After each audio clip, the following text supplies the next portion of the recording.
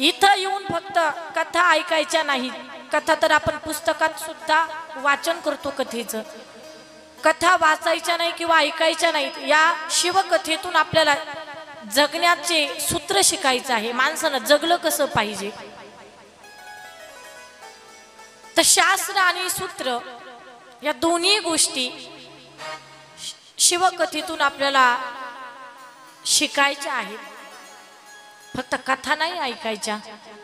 इथं आल्यावर माणसानं जीवन कसं जगायला पाहिजे,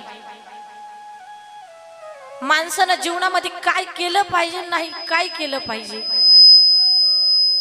या सगळ्या गोष्टी हे शिव महापुराण ग्रंथामध्ये आपल्याला शिकायला मिळतात।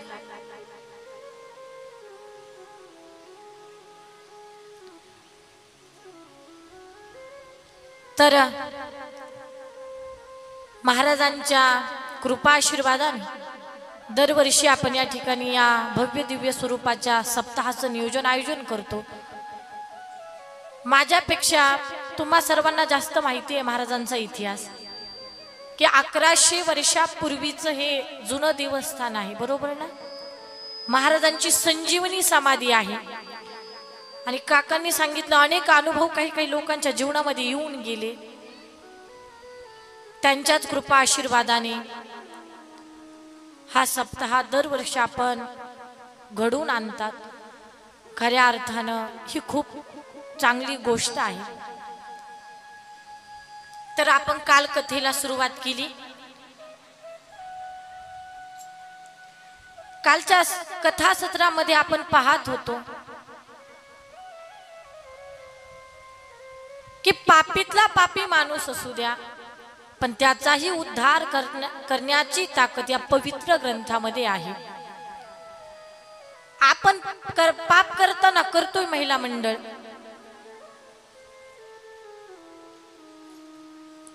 पण आपण आपलं जीवन देखील वाया घालवतो। पण माणसं वेळ निघून गेली का मग सावध होतात, बरोबर आहे ना। साप दिसला की बाप आठवतो, पायाला ठेच लागली तर आई शब्द तोंडातून बाहेर येतो, स्मशानातून जाताना राम राम आपल्याला आपल्या तोंडाला येतं, पण असं राम आपल्या तोंडाला येतच नाही। येतं का महिला मंडळ? दिवसभर तुम्ही राम म्हटलात का कधी? हा नाही।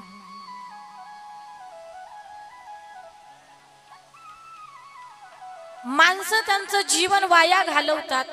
जेव्हा माणसाचं तारुण्य संपतं, वृद्धावस्था जेव्हा माणसाला प्राप्त होते, तेव्हा माणसं सावध होतात। बरं मला सांगा, वेळ निघून गेल्याच्या नंतर सावध होण्यात काही अर्थ आहे का? हा, उदाहरणार्थ बस निघाली, इथून बस निघाली ना आपण म्हणतो थांबा थांबा, अरे काय थांबा ना, गेली ना आता बस, दुसरं काहीच मनात आणू नका। महिला मंडळ, घराला आग लागल्यानंतर विहीर खोदण्यात काही अर्थ आहे का? हा, चिंतनीय विपदा मादा विव प्रतिक्रिया न कुपखरणम युक्तम प्रदीप्ते वन्नीना गृहे। मला सांगा, एखाद्या घराला आग लागली, म्हणे पाणी आणा पाणी, हापसा पाहिला तो कोरडाच, तलाव पाहिला तलावाला सुद्धा पाणी नाही, म्हणे विहीर खोदा। मग मला सांगा, विहीर खोदायची, मग त्या विहिरीला पाणी लागणार, ते पाणी घ्यायचं घरावर टाकायचं, तोपर्यंत घरच राहील का महिला मंडळ? नाही। म्हणजे वेळ निघून गेल्यानंतर सावध होण्यात काहीच अर्थ नाही।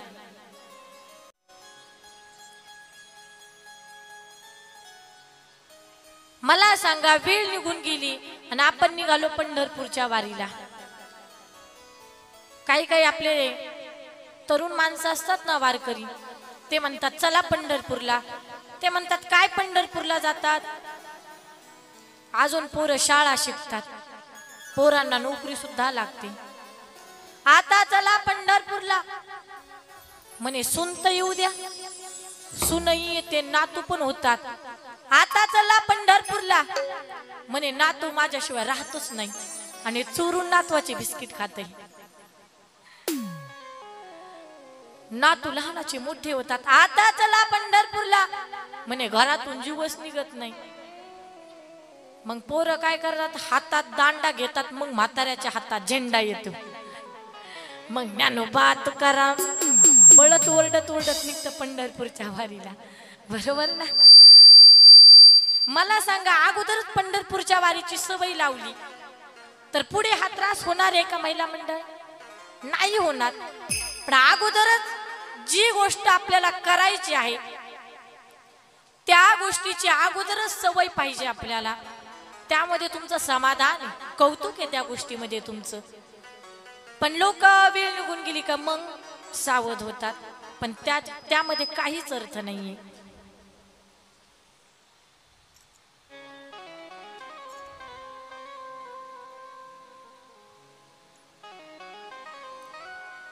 काल आपण पाहिले कालच्या कथेमधून, त्या कथेमध्ये देवराज नावाचा जो व्यक्ती होता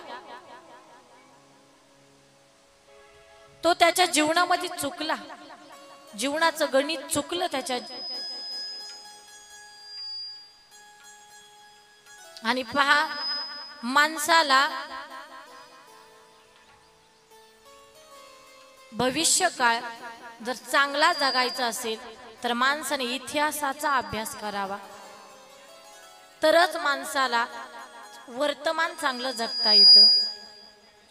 मला सांगा महिला मंडळ, पूर्वी भाजीला तेल सुद्धा नव्हतं, होतं का? आज आहे का? पूर्वी भाजीला तेल सुद्धा नव्हतं, पण आज तो काळ राहिलेला नाहीये.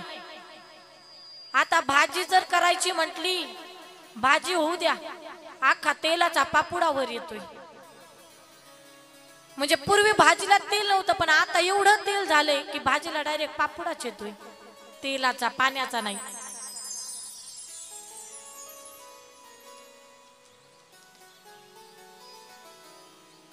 मग पूर्वी आपल्या भाजीला तेल नव्हतं, ही गोष्ट आपण विसरायची नाही. आपल्या दारामध्ये जो व्यक्ती येईल आणि आपल्या हाताला जी गोष्ट येईल ती आपण इतरांना दिली पाहिजे. पण दारात आलेल्या याचकाचा आपण अपमान करतो. एक सांगू का तुम्हाला, जीवनामध्ये कधीच कुणालाच कमी समजायचं नाही, कारण प्रत्येकाच्या प्रारब्धामध्ये जे आहे ते प्रत्येकाला मिळतच असतं.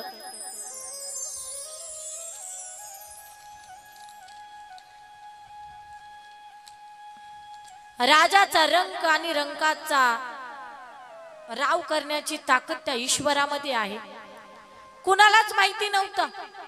ट्रेन मध्ये गाणं गाणारी, भीक मागून खाणारी, 8 आना रुपया गोळा करणारी, रात्रीतून स्टार बनली. नाव काय तिचं?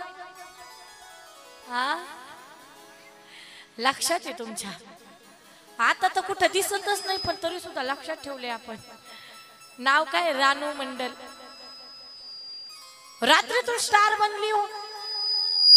कुणाचं प्रारब्ध बघायला जायचं नाही, कारण रात्रीतून प्रत्येकाचं प्रारब्ध बदलत असतं. म्हणून कधी पण आपण आपलंच पाहायचं, दुसऱ्याचं पाहायला जायचं नाही.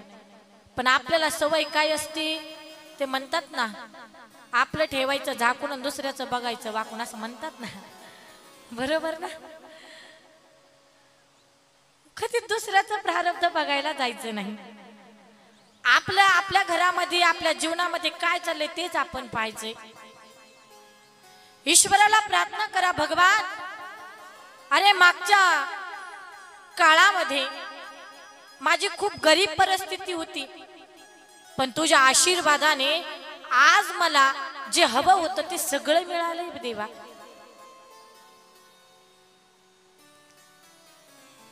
आणि मला सांगा, असं कुणी आहे का की ज्याला देवानं काहीच दिलं नाही? प्रत्येकाला ज्याच्या प्रारब्धामध्ये जे आहे, ज्याच्या नशिबामध्ये जे आहे ते प्रत्येकाला भगवंतानं दिलेलंच आहे. म्हणून दारामध्ये आलेला भिकारी हा कधीच भीक मागण्यासाठी येत नसतो. तो या गोष्टीचा संदेश देतो, दादांनो, मी मागच्या जन्मामध्ये काही दान दिलं नाही, म्हणून आज माझी अवस्था अशी झाली. तुम्हाला जर वाटत असेल तुमची अवस्था तशी होऊ नये याच्यासाठी प्रत्येकानं दान करत चला. कारण हस्तस्य भूषणम दानम, सत्यम कंठस्य भूषणम, श्रोतस्य भूषणम शास्त्रम, भूषणी किम प्रयोजनम. मुळातच या हाताची शोभा दान देण्यामध्ये सांगितलेली आहे. महिला मंडळ दारामध्ये कुणीही येऊ द्या, माझा असं अजिबात म्हणणं नाही तुम्ही अनोळखी माणसाला तुमच्या घरात घेऊन जा, पण एखादा गरीब माणूस आहे, भुकेनं तहानेनं व्याकुळ झालेला आहे, त्याला दारामध्ये बसवा. एक भाकर नव्हे तर कोरभर भाकरी घेऊन या. तांब्याभर पाणी जरी नाही दिलं तर ग्लासभर पाणी घेऊन या आणि त्या व्यक्तीला ती भाकरी आणि पाणी खाऊ घाला. तोच तुमच्या जीवनातील खरा परमार्थ असेल. दुसरा परमार्थ करायची काहीच गरज नाही. परमार्थ म्हणजे कुठे कीर्तन करणं, टाळ वाजवणं, पखवाज वाजवणं, याला परमार्थ संतांनी म्हटलेलं नाहीये. एखाद्या गरीब माणसाला मदत करा, तो तुमच्या जीवनातील खरा परमार्थ आहे. दिवसभरामध्ये तुम्ही एखादं चांगलं काम केलेलं असेल तर त्याची नोंद तुमच्या पुण्याच्या डायरीमध्ये होत असते. पण आज आम्ही दान धर्म म्हटलं की सप्ताहामध्ये जे कार्यक्रमाचे यजमान असतात ते वर्गणी गोळा करायला जातात, बरोबर ना. आता नाही दिल्यावर त्यांच्याकडे एवढाच पर्याय असतो, प्रत्येकाच्या घरी जायचं आणि मागून घ्यायची. तर लोक एवढे विचित्र असतात, वर्गणी देण्याचा एवढा कंटाळा येतो. कार्यक्रमाचे यजमान पुढच्या दरवाजातून येतात आणि मागच्या दरवाजातून गायब होऊन जाते. पण असं जर केलं तुमच्याकडे जेवढं काही आहे ते कधी भगवान घेऊन जाईल तुम्हालाच कळणार नाही. तुम्हाला महाभारत माहितीये का पुसत? हा, महाभारतामध्ये दुर्योधन नावाचा राजा आहे. इथं नाही ना कुणी दुर्योधन. हा, आणि तुम्हाला सांगू का दुर्योधन ओळखायचा कसा?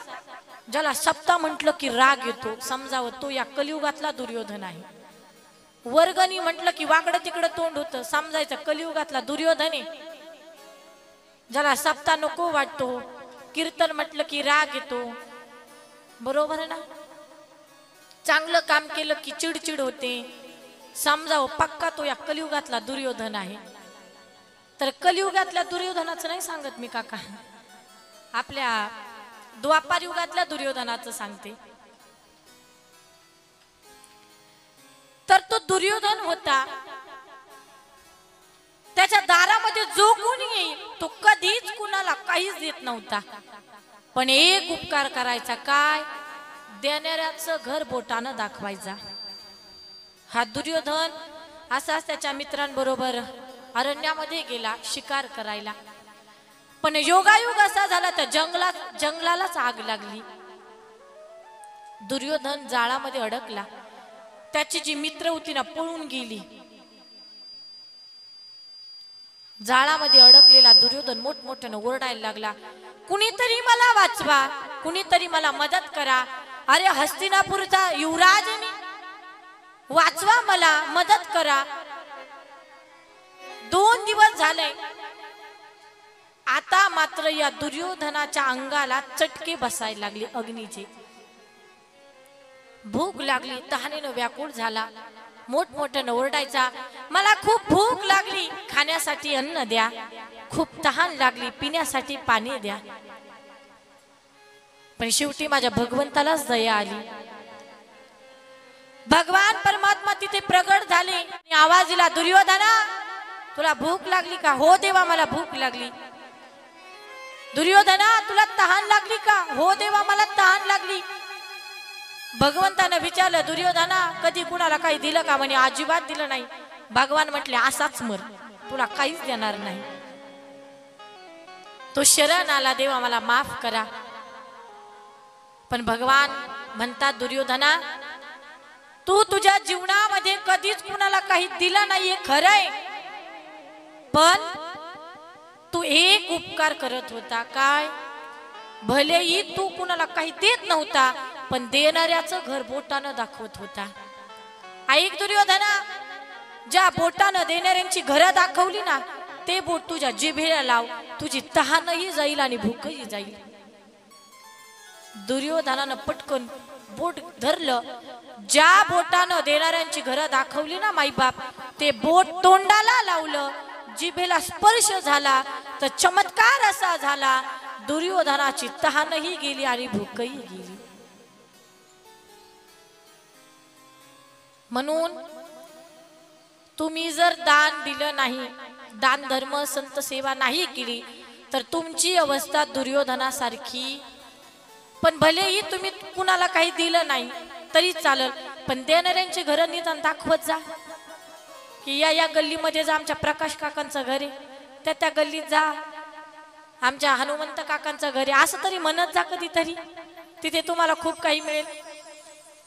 हा तरी उपकार करत चला, निदान शेवटच्या टप्प्यामध्ये तुम्हाला बोट चाटवायचं सुद्धा भाग्य प्राप्त होईल.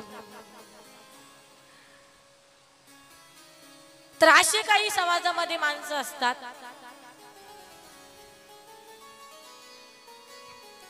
तर मला एकच सांगायचंय, तुमच्या हाताला जी वस्तू लागेल, दारात आलेल्या याचकाचा अपमान करू नका. जी वस्तू येईल ती दान करत चला. कारण कोणतीही गोष्ट असेल, तुम्ही इतरांना दिली तर ती वाढत असते, पण ती जर सांभाळून ठेवली तर त्याचं विष बनत असतं. मग तुम्हीच ठरवायचंय, तुम्हाला तुमच्याकडची गोष्ट वाढवायची का त्याचं विष बनवायचं.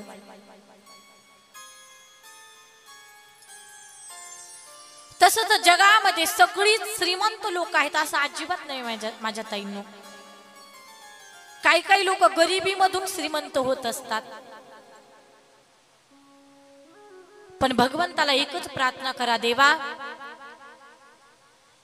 मागच्या काळामध्ये आमच्यावरती फार वाईट दिवस होते, पण तू आमच्या जीवनाला यश दिलंस, आमच्या जीवनातील प्रश्न मिटून टाकलीस. देवा आज खऱ्या अर्थानं तुझ्या आशीर्वादाने भगवान आमच्याकडे सगळं काही आहे. मग जिथे जिथे तुझं संकीर्तन असेल, जिथे जिथे सप्ताह असेल, हनुमंत बापूच्या नियोजनामध्ये जो सप्ताह आहे, इतर देवदेवतांच्या ठिकाणी जो सप्ताह आहे, तिथे आम्ही कधीच तुझी पावती फाडायला विसरणार नाही. जिथे संकीर्तन असेल, सप्ताह असेल, एक नंबरला माझी पावती असेल असं भगवंताला म्हणा. असं जर तुम्ही म्हटलात तर त्या दिवसापासनं तुम्हाला तुमच्या घरामध्ये जी लक्ष्मी येते, त्या लक्ष्मीची काळजी करायची काहीच गरज पडणार नाही. कारण त्या दिवसापासनं तुमच्या घरामध्ये जी लक्ष्मी आहे, त्या लक्ष्मीची काळजी साक्षात भगवान घेत असतो. आणि पहा, काही लोकांना तर जिवंत पाणी लागतं, काही काही लोकांना सगळं जागेवर लागतं. इथून 100 किलोमीटर आपल्याला गाव माहिती असेल, दिग्रस गाव. माझे गुरुवर्य हरिभक्तपरायण साध्वी सोनाली दीदी करपे दीदींची कथा होती त्या भागामध्ये. आम्ही सुद्धा त्या कथेला होतो. गजानन महाराजांची काय कृपा म्हणावी लागेल. प्रत्येकाच्या घराघरामध्ये विहिरी होत्या. घरात विहीर पाहिली का कधी तुम्ही? पण पाहायची असेल ना तर दिग्रसला जाऊन या एकदा. असं कोणतंच घर नाही की तिथं विहीर नाही. प्रत्येकाच्या घराघरामध्ये विहिरी होत्या. आज इकडं एवढे मोठे मोठे तलाव असतात, पण तलावाला सुद्धा एक थेंब सुद्धा नसतो. तलाव आटतात, नद्या आटतात, बोरचं पाणी सुद्धा आटून जातं, नद्या कोरड्या पडतात. पण दिग्रस गावामध्ये संत गजानन महाराजांच्या कृपा आशीर्वादाने आज प्रत्येकाच्या घराघरामध्ये पाणी आहे, प्रत्येकाच्या घराघरामध्ये विहिरी आहे. हा भगवंताचा लागलेला तिथे आशीर्वाद आहे.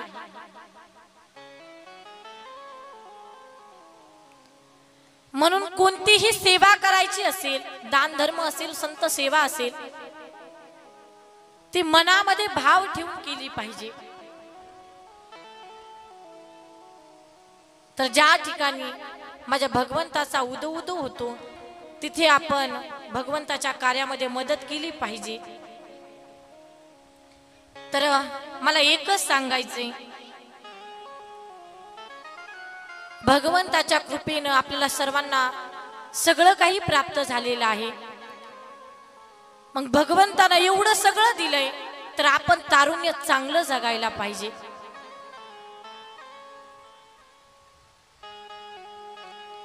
म्हणून माणसाला इथं आल्यावर वेळ कळावी। वेळ जर आपल्याला कळाली तर आपल्या जीवनाचं कल्याण आहे। पाहिलंय आपण की देवराज त्याच्या जीवनामध्ये वेळ चुकला, त्याच्या जीवनातील जे वेळेचं गणित होतं ते गणित चुकलं, एवढं भयंकर पाप केलं, पण शेवटच्या टप्प्यामध्ये शिव मंदिरामध्ये गेला, शिव शिव नामाचा उच्चार केला, शिवप्रसाद ओठाला लागला तर जागीच मृत्यू झाला।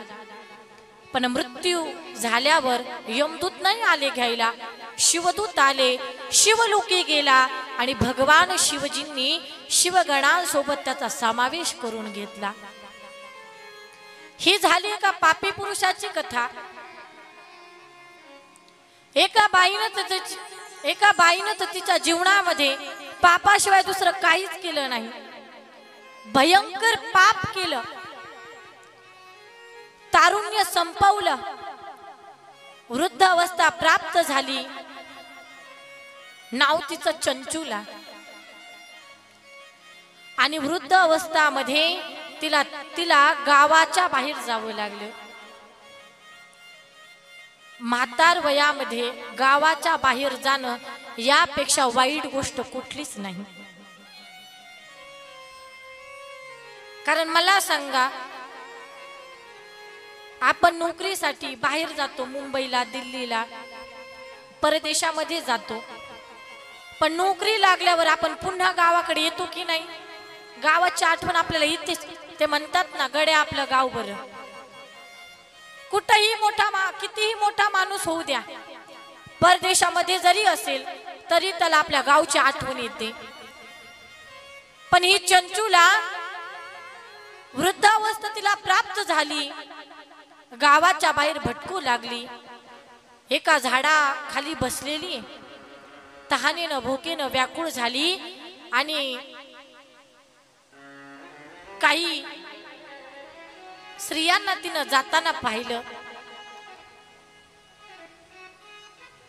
तिनं सांगितलं, मला खूप भूक लागली, तुमच्या ताटामध्ये जो प्रसाद आहे तो प्रसाद मला खायला मिळेल का?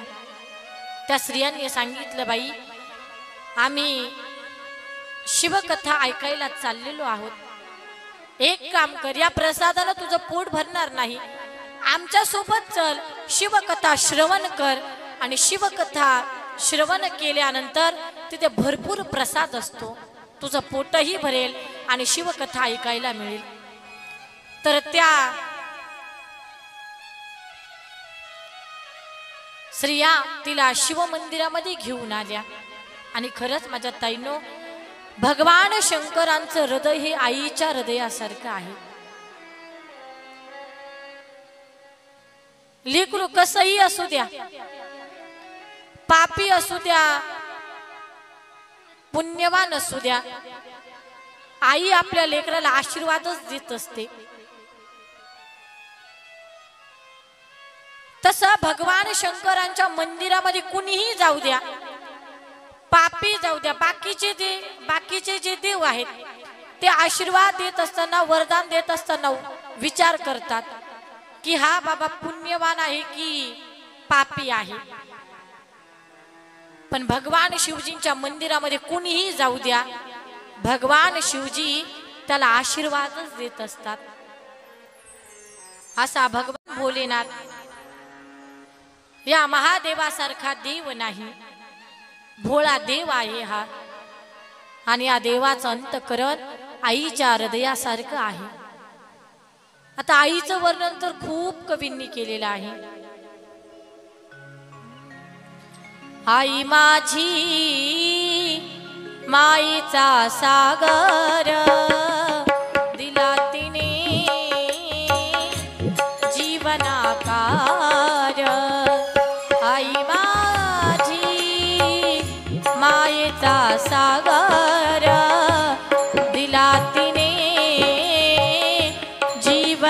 निराकार आई माझी मायेचा सागर दिला तिने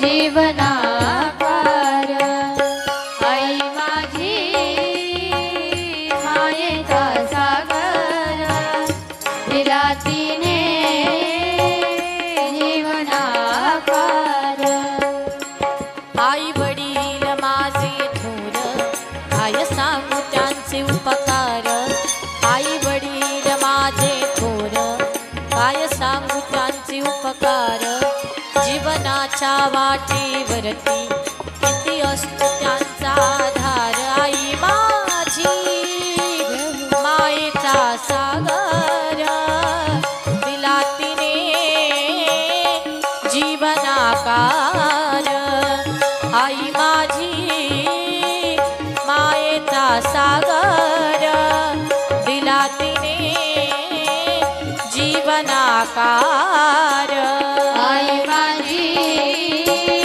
मायेचा सागर दिला तिने जीवनाकार आई माझी मायेचा सागर दिला तिने जीवनाकार जय हो जय हो जय हो हरि बोल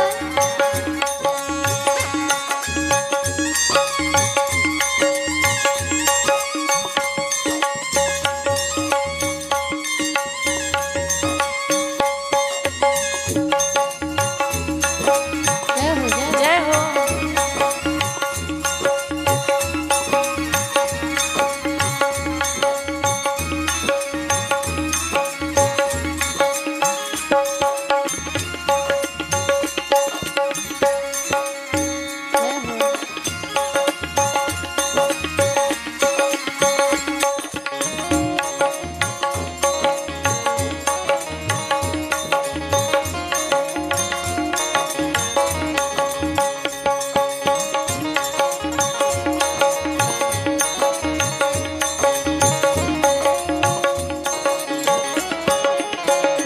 हो तडपत्या उन्हात रखरखत्या रानात तळपत्या उन्हात रखरखत्या रानात हो तडपत्या उन्हात रखरखत्या रानात तळपत्या उन्हात रखरखत्या रानात नाही समाजासाठी तू ग कष्टाच्या घामात कधी मिळेल मुठभर घास कधी घडेल तिला उपवास कधी मिळेल मुठभर घास कधी घडेल तिला उपवास जीवनाच्या वाटेवरती किती असतो तिचा आधार आई माझी मायेचा सागर दिला तिने जीवनाकार आई माझी मायेचा सागर दिला तिने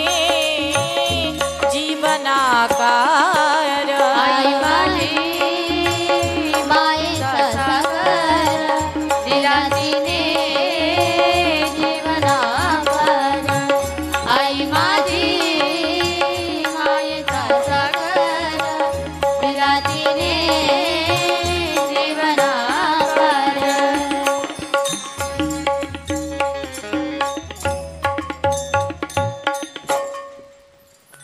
आईबद्दल अनेक कवींनी सांगितले आई माझी मायेचा सागर दिला तिने जीवनाकार हो हो हो आ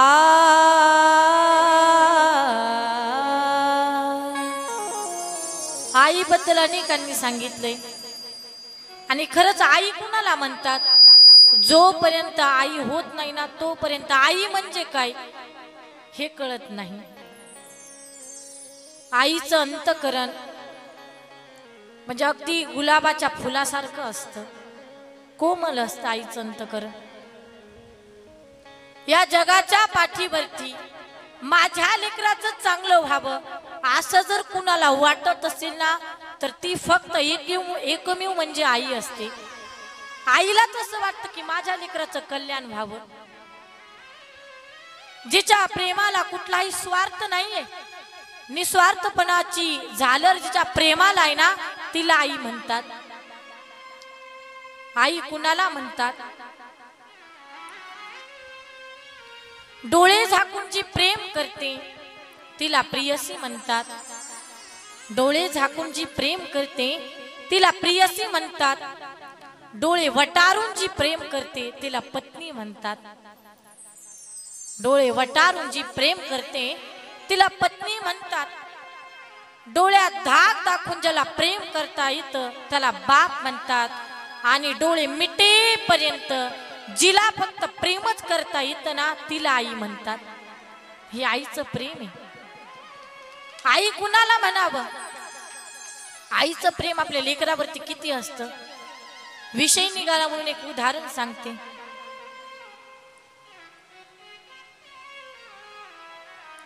असंच एक गाव होतं. त्या गावामध्ये आई वडील मुलगा. मुलानं हट्ट केला, बाबा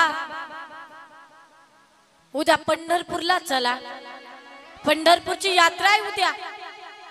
यात्रेमध्ये मला फुगा घ्यायचा आहे बाबा, मला जिलेबी खायची. वडिलांनी सांगितलं, बाळा आज थोडस काम आहे, तुला उद्या घेऊन जातो पंढरपूरला. त्या बापानं असं का बरं बोलावं? कारण त्यावेळी त्या बापाच्या खिशामध्ये 1 रुपया सुद्धा नव्हता. खिसा मोकळा होता. पण बाळाला सांगितलं, बाळा आपण उद्या जाऊ. मुलगा म्हटला, ठीक आहे बाबा. रात्र झाली. तो बाप विचारामध्ये आहे, अरे आपण तर आपल्या लेकराला सांगितले उद्या तुला पंढरपूरला घेऊन जाईल. बरं पंढरपूरला गेल्यावर लेकराला काही ना काहीतरी घ्यावं लागेल ना. मग लेकराला घेण्यासाठी खिशामध्ये पैसे नव्हते. रात्रीतून तो बाप शेजाऱ्याच्या उसामध्ये गेला, रात्रभर उसाला पाणी दिलं. आणि सकाळी 8 वाजता बाप 500 रुपयाची 1 नोट घेऊन घरी आला. लेकरू झोपलेलं होतं. झोपलेल्या लेकराला उठवलं, बेटा उठ, पंढरपूरला जायचंय ना.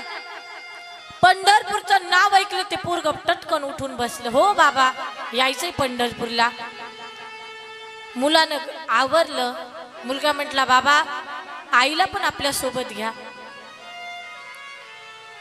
तर निघाले 3 जण पंढरपूरला.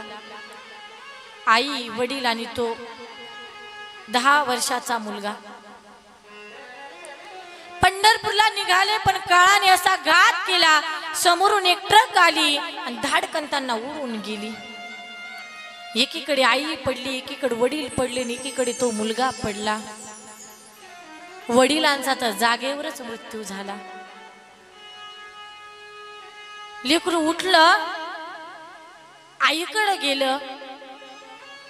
आई उठली पण इकडं पाहिले, अरे लेकराला तर काही झालं नाही, पण माझा कुंकुवाचा धनी माझा पती हलवला आपल्या नवऱ्याला. आईच्या लक्षात आलं, आपला नवरा आता राहिलेला नाहीये. ती माय माऊली ढसढसा रडू लागली, परमेश्वरा अरे मला का बरं घेऊन गेला नाहीस? माझ्या पतीला तू घेऊन गेलास. हंबरडा फोडून ती रडायला लागली. आणि पहा तुम्ही, गावामध्ये चांगली बातमी घडू द्या नाही तर वाईट बातमी घडू द्या, तिचा प्रचार प्रसार व्हायला जास्त वेळ लागत नाही. वाऱ्याच्या माध्यमातून तिचा प्रचार प्रसार होत असतो. गावातल्या लोकांना कळालं की ऍक्सिडेंट झालाय म्हणून गावातील 4-5 शानी माणसं तिथे आली आणि ते डेड बॉडी घरी घेऊन आली. ती माय माऊली ढसढसा रडत होती.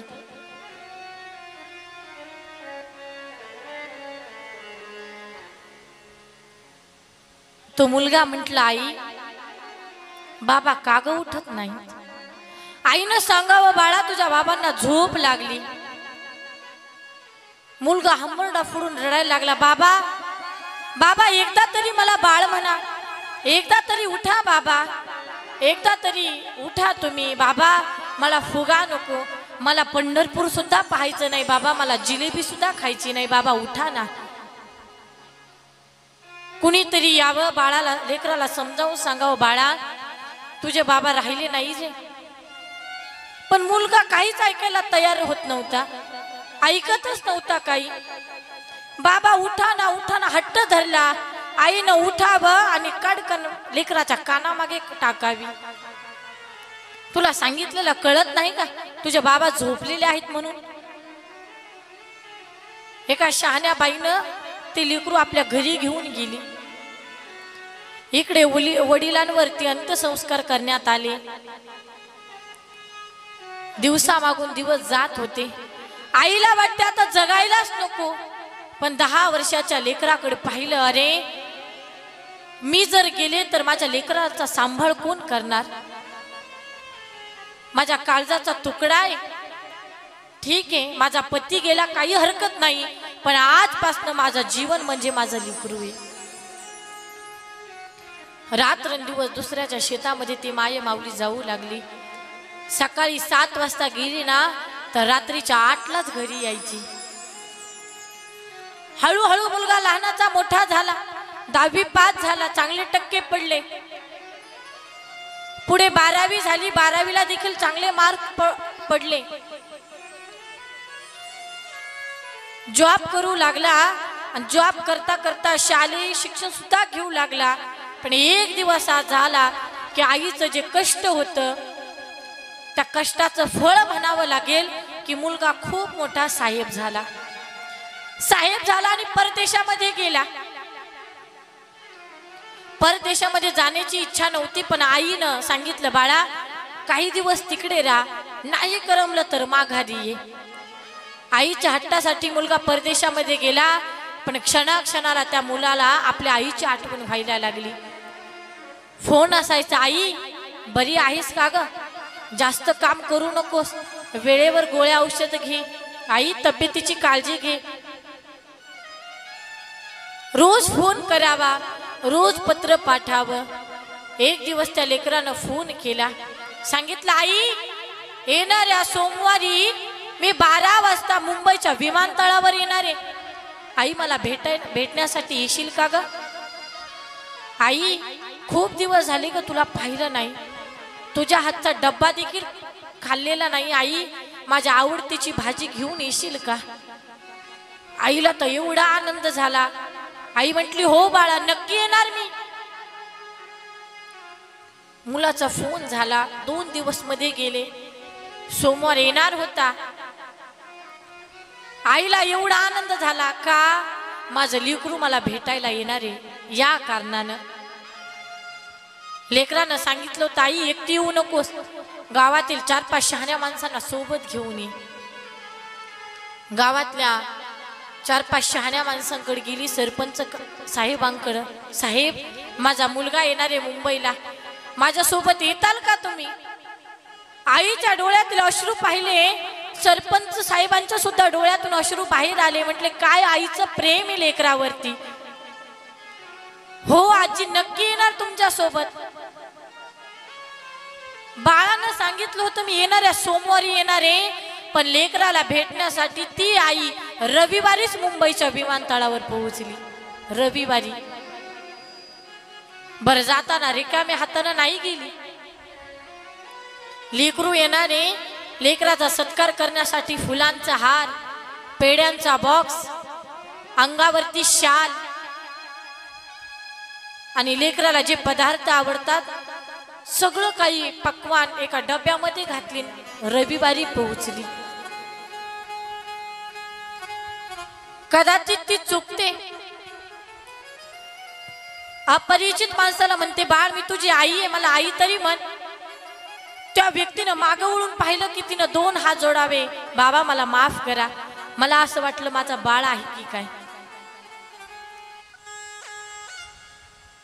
रविवारी असं वातावरण झालं, विजांचा कडकडाट, ढगांचा गडगडाट. लेकराला भेटण्यासाठी ती माय माऊली रात्रभर पावसामध्ये भिजत राहिली. सोमवारच्या सकाळचे पहाटेचे 4 वाजले. 4चा काटा 8 वर गेला. आई आली, पण दुसऱ्याच माणसांना म्हणते, बाळ मी तुझी आई आहे.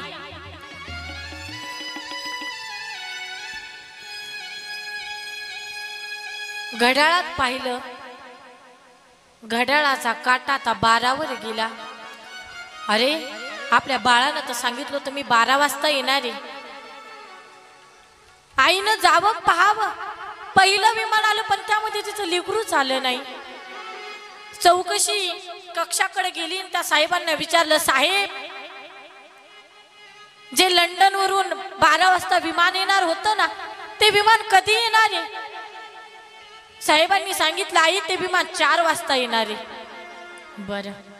आली आई वापस. एका भिंतीच्या कोपऱ्यामध्ये जाऊन बसली. पण आई एवढी आनंदामध्ये होती, डोळ्यातून अश्रू बाहेर येतात. आता थोड्या वेळामध्ये माझं बाळ येणार आहे, माझं लेकरू येणार आहे, आई म्हणून मला आवाज देणार आहे, असे स्वप्न त्या आईला पडायला लागले. पाहता पाहता संध्याकाळचे 4 वाजले. आईला वाटते आता लेकरू येईन माझं. पुन्हा पाहिलं, घड्याळात 5 वाजले. आईनं पुन्हा जावं. साहेब तुम्ही तर सांगितलं होतं 12 वाजता येणार विमान 4 वाजता येणारे, आणखी का बरं आलं नाही? आई थोडस विमान लेट झाले, 6 वाजता येणारे. 6 वाजून गेले. आता मात्र या आईचा जीव तुटायला लागला. आई म्हणते, लेकरानं सांगितलं होतं मी 12 वाजता येणार आहे, पण साहेब मला खोटं बोलतात. पुन्हा विचारलं, साहेब खरं खरं सांगा ना मला. आई ती ढसढसा रडायला लागली. साहेबांनी विचारावं, आई कोण होतं तुमच्या त्या विमानामध्ये? सांगितलं, साहेब माझ्या काळजाचा तुकडा माझं लेकरू होतं त्या विमानामध्ये. आई खरं सांगू तुम्हाला, लंडन वरून जे दुपारी 12 वाजता विमान येणार होतं ना, ते विमान आता कधीच येणार नाही. का? मध्येच त्या विमानाचा ऍक्सिडेंट झालेला होता, मध्येच ते विमान कोसळलं होतं. आई ते विमान कधीच येणार नाही असे शब्द ऐकून ती माय माऊली ढसढसा रडायला लागली. साहेब खोटं बोलतात तुम्ही, खरं सांगा ना, ते विमान कधी येणार आहे साहेब, मला खरं सांगा ना. ती आई एवढी रडायला लागली, ताईंनो एवढी रडली, एवढी रडली, एक दिवस रडता रडता हसायला लागली. लेकराच्या गळ्यामध्ये जो हार घालणार होती ती आई आता तोच हार घेतला स्वतःच्या गळ्यामध्ये घातला. जो पेढा लेकराच्या तोंडात घालणार होती, पेढा जमिनीवरती फेकून दिला, पायाखाली तुडायला लागली. जी शाल बाळाच्या खांद्यावर घालणार होती त्या शालीच्या चिंध्या चिंध्या केल्या आपल्या साडीला लावल्या.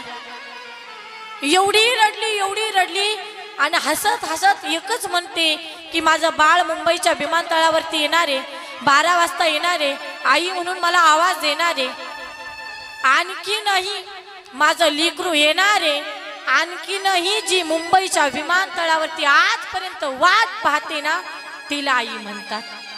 हे आईचं प्रेम आहे.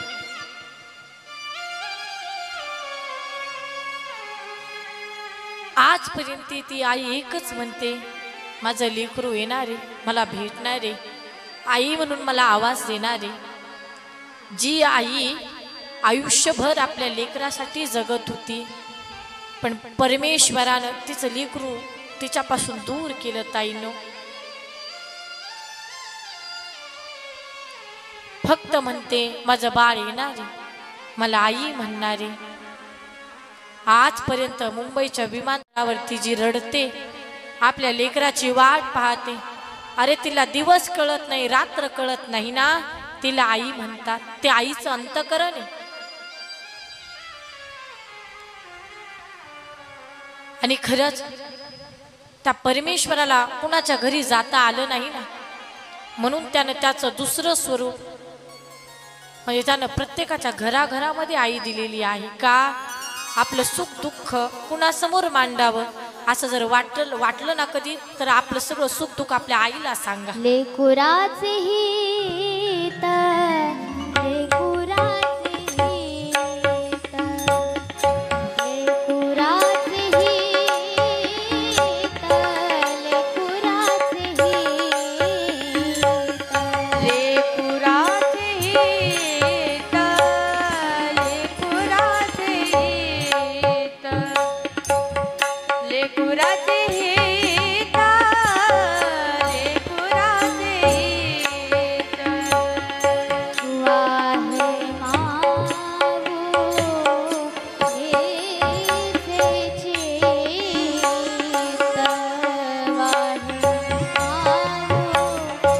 लेकुराचे हित लेकुराचे हित वाहे मावो हेचे चित्त वाहे मावो लीचे चित्त ऐसी कळवायाची जाती ऐसी कळवायाची जाती वाहे मामुनीचे चित्त वाहे मामुलीचे चित्त ऐसी कळवयाची जाती ऐसी कळवयाची जाती ऐसी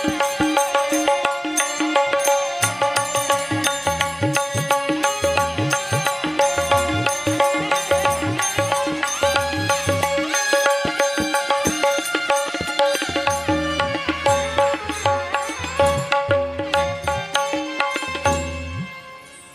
लेकुराची हित लेकुराची हित वाहे माऊलीचे चित्त वाहे माऊलीचे चित्त लेकुराची हित लेकुराचे हित. आणि खरंच जोपर्यंत तुमच्या जीवनामध्ये आई आहे ना तोपर्यंत तुम्ही भगवंताला काहीच मागू नका का कारण जेव्हा आई मंदिरामध्ये जाते ना तेव्हा ती तिच्यासाठी काहीच मागत नाही परिवारासाठी सुद्धा काही मागत नाही बस ती फक्त भगवंताला एकच म्हणत असते देवा माझ्या लेकराला सुखात ठेव माझ्या लेकराला सुखात ठेव असं जिला म्हणता येतं ती फक्त एकमेव म्हणजे ती म्हणजे आपली आई आहे. पण आज आपण समाजामध्ये पाहिलं ज्या आईनं हाडाचं काढं केलं रक्ताचं पाणी केलं 9 महिने 9 दिवस पोटामध्ये आपल्याला वाढवलं आज ज्या मुलांचं नवीन लग्न झालेलं आहे तीच मुलं घरामध्ये त्यांची पत्नी आली की आई वडिलांना घराच्या बाहेर काढतात. पण इथे बसलेल्या प्रत्येक व्यक्तीला माझी विनंती असेल माणसानं जन्माला आल्याच्या नंतर आईच्या दुधाची आठवण ठेवली पाहिजे. बायको मिळाली जरी पोळी मधाची बायको मिळाली जरी पोळी मधाची आठवण ठेवावी तू आईच्या दुधाची आठवण ठेवावी तू आईच्या दुधाची आठवण ठेवावी तू आईच्या दुधाची आठवण ठेवावी आईच्या दुधाची आठवण ठेवावी आईच्या दुधाची ओ कडीवरी खांद्यावरी खेळलास भिड्या दिनरात्र मांडीवरी डोळलास भिड्या कडीवरी खांद्यावरी खेळलास भिड्या दिनरात्र मांडीवरी डोळलास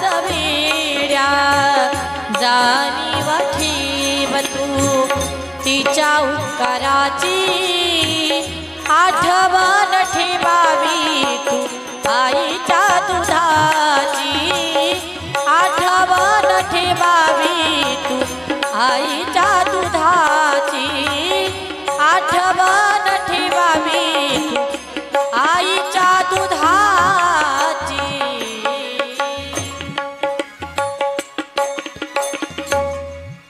कारण आई काय करते विश्वास मर आहे माऊलीची माया बाळाच्या सुखासाठी ती झिजवीते काया जाणीव ठेव तू आशीर्वादाची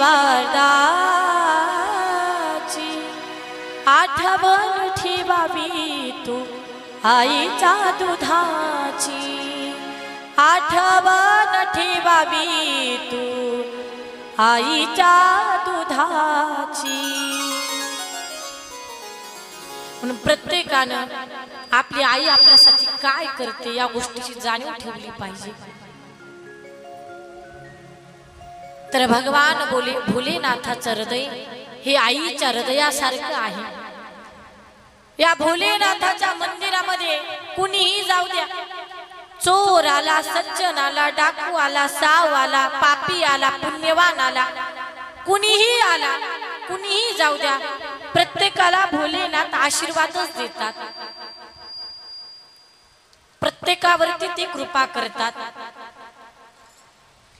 तर ती चंचुला नावाची स्त्री कथा ऐकायला लागली. तर कथा ऐकून ती घाबरली. का? कारण कथाकार महाराज सांगत होते माणसानं जीवनामध्ये आल्याच्या नंतर चांगली कर्म करावी. कारण आपण जशी कर्म कराल तशी फळ आपल्याला भोगावी लागत असतात. मग तुम्ही चांगलं कर्म करा, चांगलीच फळ भोगावी लागतात. पण वाईट कर्म केलं तर वाईट कर्माची वाईटच फळ भोगावी लागतात. जगी जीवनाचे सार घ्यावे जाणून सत्वार, जगी जीवनाचे सार घ्यावे जाणून सत्वार, जैसे ज्याचे कर्म तैसे फळ देतो रे ईश्वर, जैसे ज्याचे कर्म तैसे फळ देतो रे ईश्वर, जैसे ज्याचे कर्म तैसे फळ देतो रे ईश्वर. जैसे ज्याचे कर्म तैसे फळ देतो रे ईश्वर, जैसे ज्याचे कर्म तैसे फळ देतो रे ईश्वर, जैसे ज्याचे कर्म तैसे फळ देतो रे ईश्वर. क्षणिक सुखासाठी आपुल्या कुणी होत नीतिभ्रष्ट, क्षणिक सुखासाठी आपुल्या कुणी होत नीतिभ्रष्ट, कुणी त्यागी जीवन आपुले दुःख जगे करना नष्ट, कुणी त्यागी जीवन आपुले दुःख जगे करना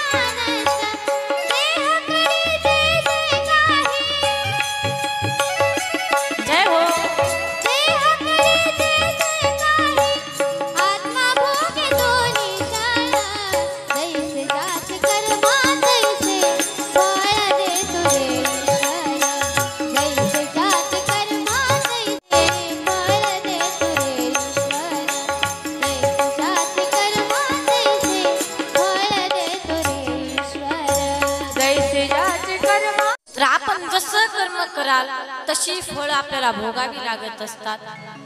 जैसे ज्याचे कर्मा तैसे फळ देतो ईश्वर. जगी जीवनाचे सारा घ्यावे जाणून सत्वारा. जैसे ज्याचे कर्मा तैसे फळ देतो ईश्वर. आपण चांगली कर्म केली तर चांगलंच फळ आपल्याला भोगावं लागत असतात. काही म्हणतील ताई आम्ही कथा श्रवण करतो, चांगलं काम करतो, पण देव आम्हाला चांगलं फळच देत नाही. असं अजिबात नाही, असं अजिबात डोक्यात आणायचं नाही. कारण जशी कर्म कराल तशी फळ आपल्याला भोगावी लागत असतात. मग सत्कर्माची फळ ही मिळतच असतात. कुणी असं समजायचं नाही आम्ही खूप दान धर्म केला, आम्ही खूप चांगलं काम केलं, पण भगवंताला आमची दयाच आली नाही. कारण तुम्ही जसं कर्म कराल तशी फळ भोगावी लागत असतात. एक उदाहरण सांगते म्हणजे तुमच्या लक्षात येईल. एक कंपनी होती, त्या कंपनीमध्ये हजारो कर्मचारी होते आणि त्या कंपनीचा एक मॅनेजर होता, पण वयस्कर होता बिचारा. त्या कंपनीचा जो मालक होता ना तो खूप चांगला होता, पण त्याचा जो मुलगा होता तो थोडासा उद्धट होता. आता कंपनीचा जो मालक आहे, मालकाचा जो मुलगा तो कंपनीचा मालकच झाला. तर तो मुलगा एकदा कंपनी पाहायला आला, कसं चाललंय काय चाललंय ते पाहण्यासाठी. तो आला आणि त्यानं वयस्कर मॅनेजरच्या कानामागे खाडकन उडली, जोरात उडली. बिचारा वयस्कर होता, दुःखी झाला. तो म्हटला मी काही केलं पण नाही, काही चुकलो पण नाही मी, पण साहेबांना मला मारलं. आणि पहा तुम्ही वयस्कर माणसं जी असतात त्यांना थोडंसं बोललं की त्यांना सहन होत नाही. तसं तो मॅनेजर प्रामाणिक होता, सत्य बोलणारा होता. त्याची काही चुकी नव्हती तरी सुद्धा त्यानं मार खाल्ला. या गोष्टीचं वाईट वाटलं, तो दुःखी होऊन घरी आला. घरी आला, बायको जवळ आली. बायकोनं विचारलं पाणी घेऊन येऊ का? तो म्हटला का बस. बायको पुढे बोलायला लागली, पुन्हा यानं बायकोच्या कानामागे खडकन उडली. ती म्हटली आज मी यांना काही बोलले नाही, काही मागितलं नाही, यांनी मला मारलं. तेवढ्यात तिचा मोठा मुलगा पळत आला. तो म्हटला आई आई मला जेवायला दे. जेवायला द्यायचं ना आता. तिनं त्या लेकराच्या कानामागे खडकन उडली.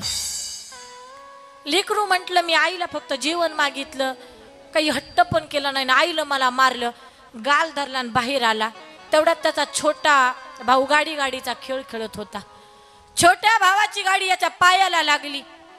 तो म्हटला दादा माझी तेवढी गाडी दे ना. यानं गाडी हातात धरली, लांब जोरात फेकून दिली. गाडीचे दोनच तुकडे झाले. छोटा भाऊ त्याच्या जवळ आला. तो म्हटला दादा मी काय केलं? तो म्हटला चुपस. त्याच्या कानामागे खडकन उडली.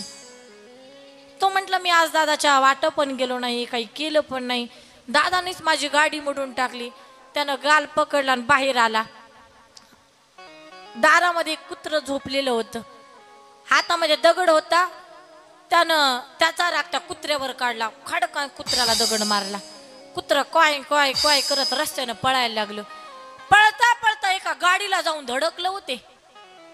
जसं गाडीला जाऊन धडकलं कुत्र बाजूला पडलं.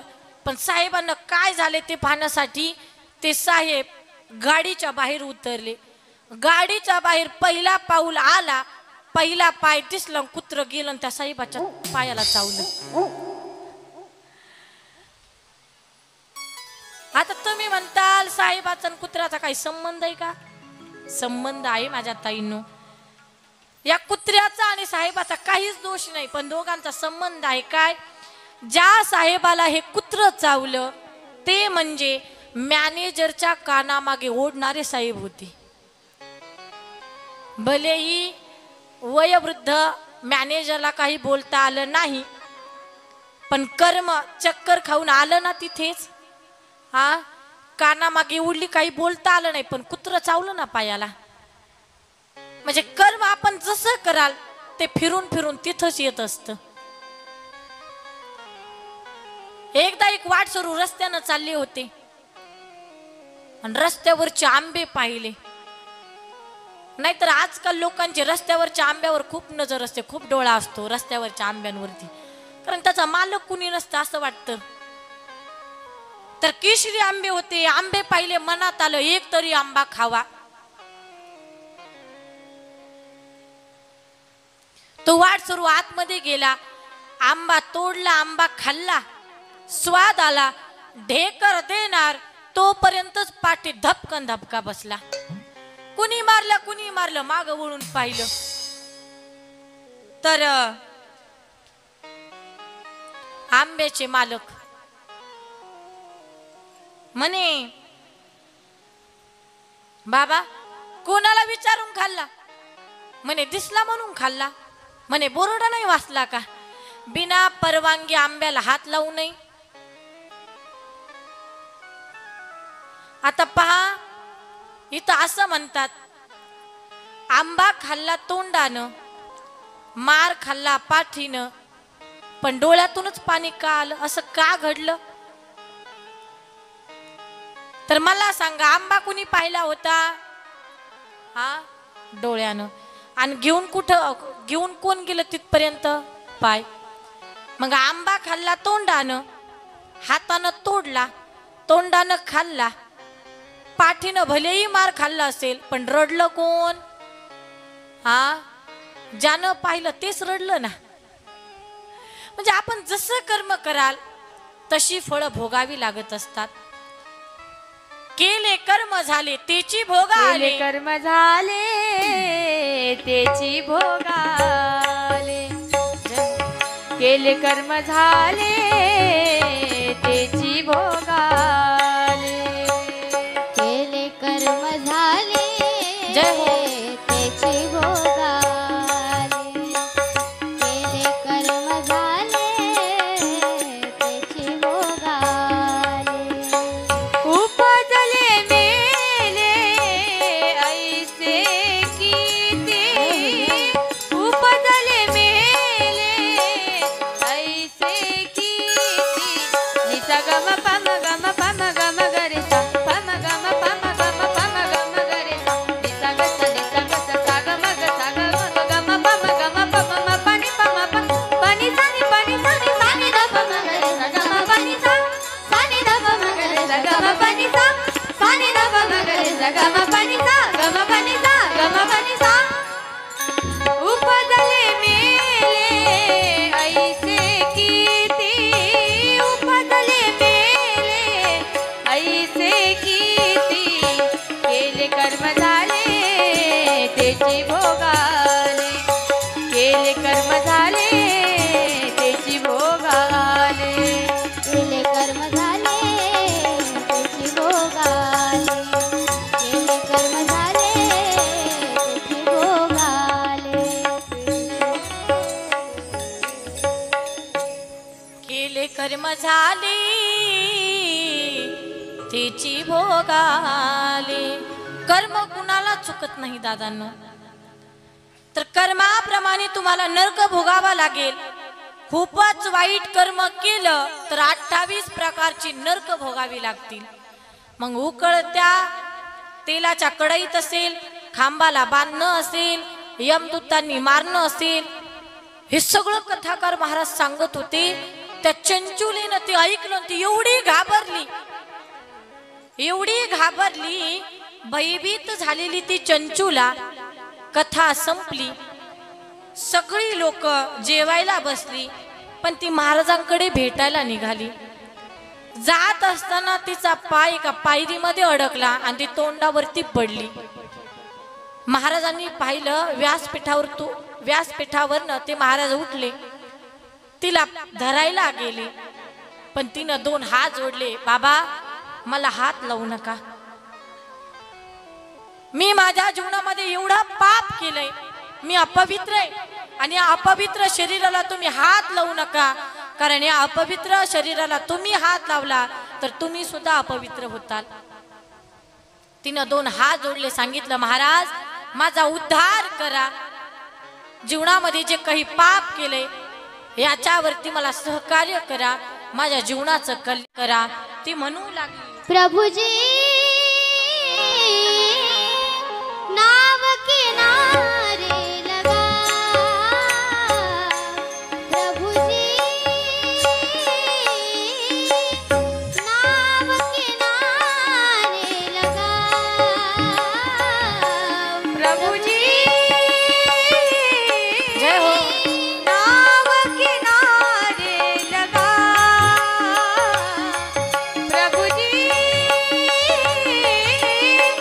नाव किनारे लगा, नदिया गहरी नाव पुरानी, नदिया गहरी जय हो. नाव पुरानी, डुबत जहाज तरा, डुबत जहाज तरा, प्रभुजी नाव किनारे लगा, प्रभुजी नाव किनारे लगा, प्रभुजी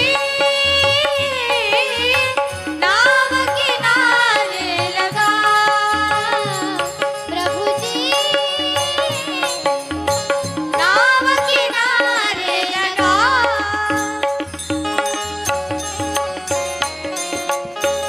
जय हो. जय हो जय हो, हरि बोल.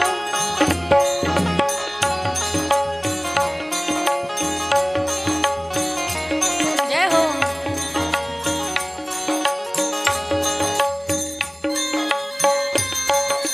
जय हो.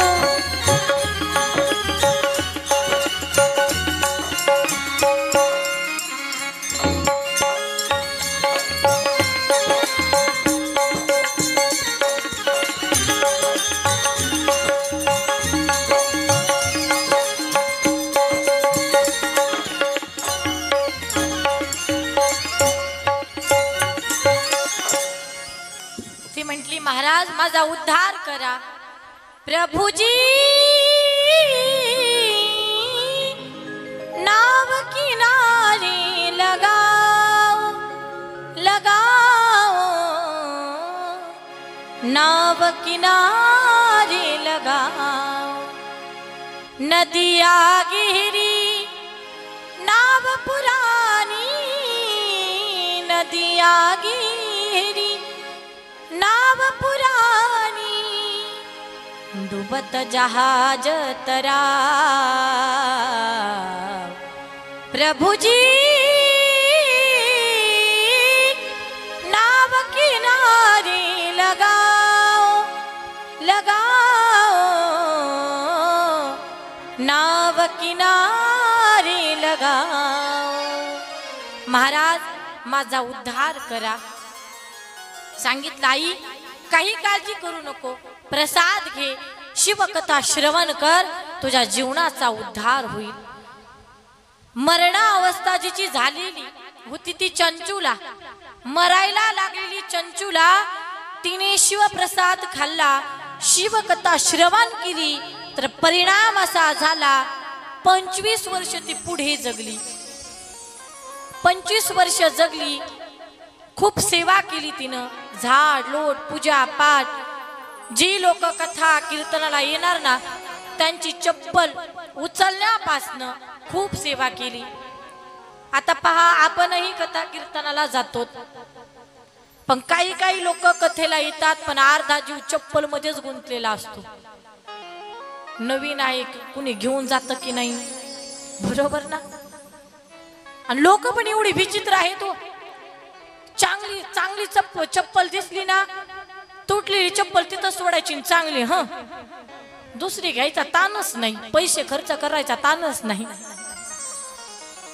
पण पहा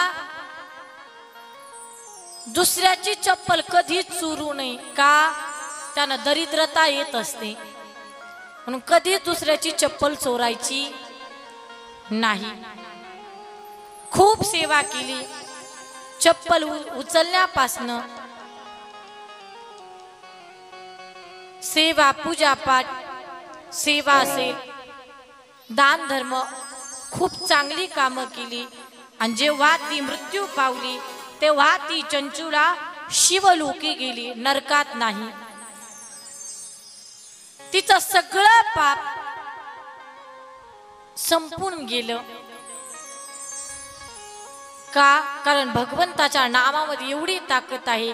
घेता नाम विठोबाचे पर्वत घेताना घेताना विठोबाचे हो हो हो हो पर्वत जळती पापाचे हो पर्वत जळती पापाचे हो पर्वत जळती पापाचे हो पर्वत जळती पापाचे ऐसा नामाचा महिमा हो ऐसा नामाचा महिमा वेदेशीनला झाली सीमा वेदेशीनला झाली सीमा घेताना घेताना विठोबाचे हो हो हो हो पर्वत जळती पापाचे हो पर्वत जळती पापाचे हो पर्वत जळती पापाचे.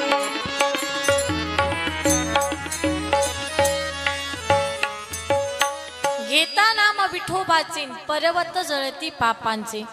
पहा, एक तुम्हाला सांगते, तुम्ही कुणालाच सांगू नका. मला सांगा, पाप तयार करायला वेळ लागतो का? हा, वेळ लागत नाही. पण पाप वेळ लागत नाही, लागतो वेळ. पाप तयार करायला वेळ लागतो, पण पाप जाळायला वेळ लागत नाही. मला सांगा, ज्याप्रमाणे गवताची गंज आहे, गवताची गंज जाळायला किती वेळ लागतो? बरं, किती तास लागतात गवताची गंज जाळायला? हा, 1 सेकंद सुद्धा लागत नाही. फक्त काडी धरायची अशी न ओढायची अशी, आपोआप जाळ लागते. पण गवताची गंज बनवायला 4 महिन्याचा काळ लागतो. समजून घ्या. गवताची गंज बनवायची, मग शेत राखण करायचं शेताचं. पाऊस पडला पाहिजे, दुसऱ्याची बकरी जाऊ द्यायची नाही, दुसऱ्याची म्हैस जाऊ द्यायची नाही. सगळं राखण झाल्यावर ते गवत पूर्ण तयार झालं की त्याची कापणी करायची, त्याच्या पेंड्या बांधायच्या. 100 पेंड्या तयार व्हायला 4 महिन्याचा काळ गेला.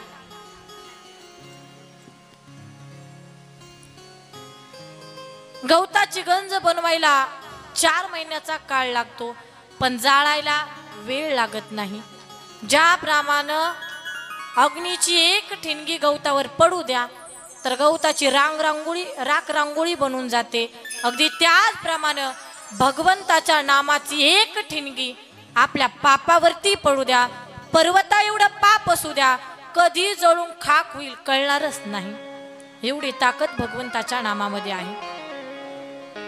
तर त्या चंचुलेचं सगळं पाप जळून गेलं, पाप संपून गेलं. शिवलोकी गेली. माता पार्वतीने तिचा सखी म्हणून स्वीकार केला. पण एक दिवस पुढे ही चंचुला उदास होती. माता पार्वतीने विचारलं, बाई काय झालं तुला?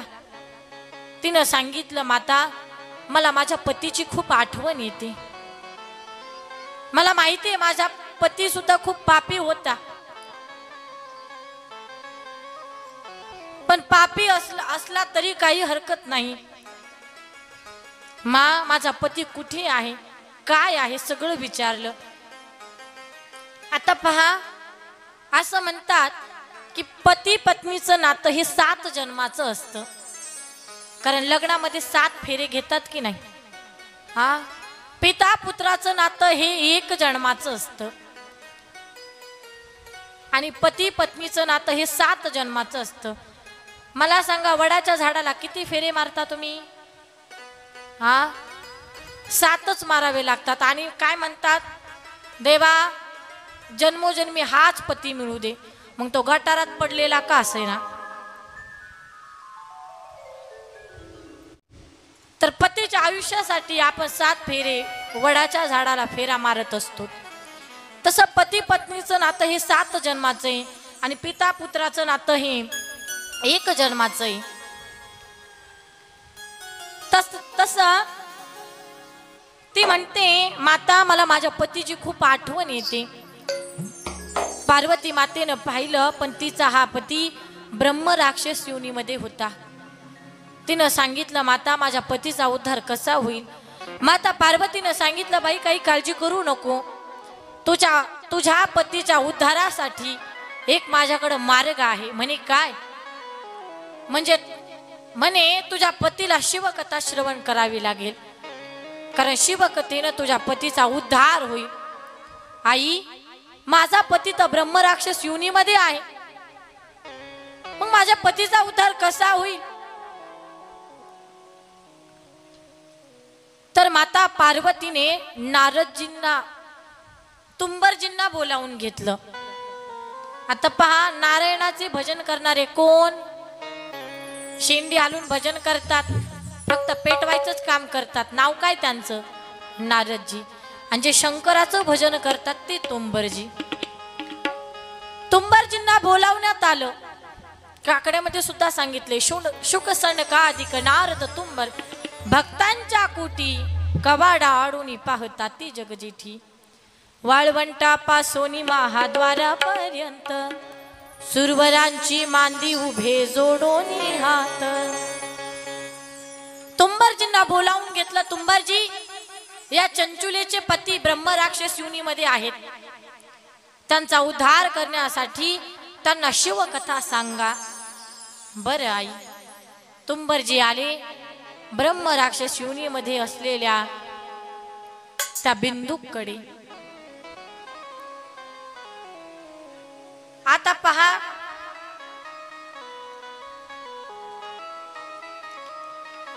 शिवकथा त्याला ऐकायला द्यायची, पण तो ब्रह्मराक्षस योनीमध्ये होता. तो काही नीट कथा ऐकायला बसला असेल का? आपलंच पहा ना, आपण येतो अर्धी मांडी तर अर्धा पाय इकडं अर्धा पाय तिकडं, आपणच नीट बसत नाही, तर तो राक्षस होता. तो काय नीट बसला असेल का? काय काय कथेला येतात पण झोपी जातात. इथालचं काहीच सांगत नाही मी. असू द्या, निवांत असू द्या, कारण इकडून कूलर तिकडून कूलर सगळं थंडगार झालंय ना, त्याच्यामुळे झोप आली तरी काही हरकत नाही. पण इथं बसलात ना, ही गोष्ट फार महत्वाची आहे. तर माणसं कधी कथा कीर्तनाला आले ना, कधी नीट बसत नाही. हा तर ब्रह्म राक्षस होता. पण नारदजी काही साधारण नव्हते. धरलं त्याला, झाडाला उलट बांधलं आणि कथा ऐकायला दिली. पहा, ही शिवकथा जी माणसं भक्ती भावानं श्रवण करतात त्यांचा तर उद्धार करतेच करते. पण जी माणसं इच्छा नसताना देखील ही शिवकथा इच्छेनं नाही, एखाद्याला जबरदस्ती ऐकायला द्या, त्याचाही उद्धार करण्याची ताकद या पवित्र ग्रंथामध्ये आहे. मग कितीही पापी माणूस असू द्या. तर कथा श्रवण केली. हा बिंदू ब्रह्म राक्षस योनीतून याची मुक्तता झाली. शिवलोकी गेला आणि भगवान शिवजींनी शिवगणांसोबत त्याचा स्वीकार केला. उमापती महादेव की जय जय हो शिवाय. नमः शिवाय. ओम नमः शिवाय.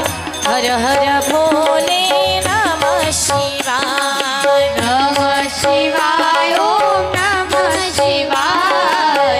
हर हर भोले नमः शिवाय. नमः शिवाय. ओम नमः शिवाय. हर हर भोले नमः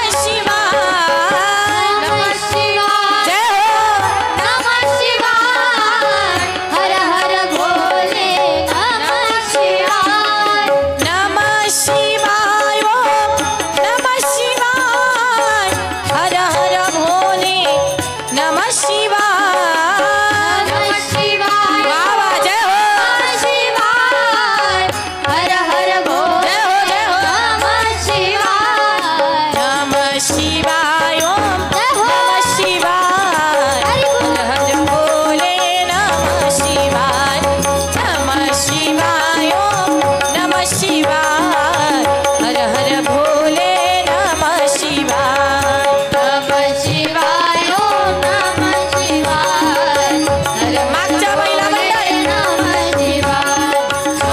शिवाय ओम नमः शिवाय हर हर बोले नमः शिवाय जय हो जय हो जय हो माग जा माग मागच्या महिला मंडळ पुढं या पुढं खेळा जय हो हरि बोल हरि बोल जय हो जय भोलेनाथ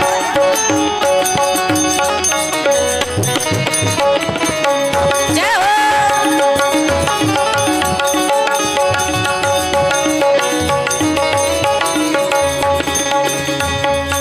जय हो जय हो जय हो हरि बोल मध्ये या तुम्ही ज्या बाजूला राहिल्यात ना मध्ये येऊन खेळा जय हो जय भोलेनाथ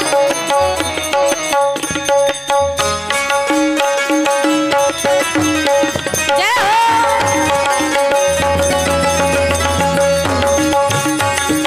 पुढे या तुम्ही पुढे या तुम्ही पुढे या जय हो जय हो हरि बोल जय हो जय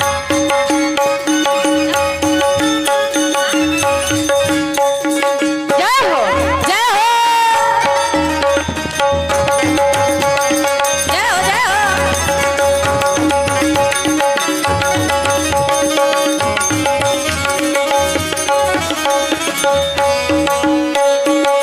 हो जय हो जय हो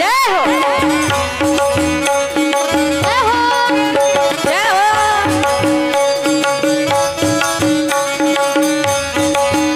जय हो जय भोलेनाथ जय हो हरि बोल वाह वाह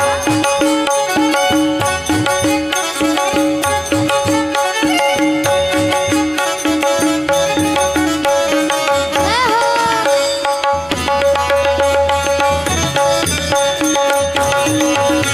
जय हो